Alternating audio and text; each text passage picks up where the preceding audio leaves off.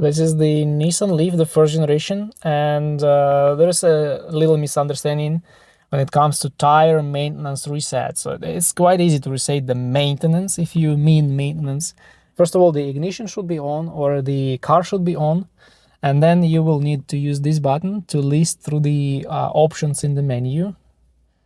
So you will have energy economy, battery charging, average speed, driving distance, and then you will have this settings menu. And when you come to the settings menu, you should press this button with the dot, and you will go to different menu items. And when it's in the maintenance, you should press this button.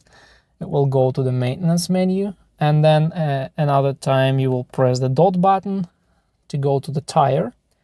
Then press this button again, and here you have the tire maintenance menu. Then the dot button to go down again, so press the dot button, and then you will want to reset this enter button, and you will reset the tire maintenance. But the problem is that it will not reset the TPMS. It will only reset the tire maintenance interval, the mileage interval for rotating the tires. Now, if you want to reset the TPMS warning, you will just need to inflate the wheels to the proper pressure and keep driving for about 5-7 miles.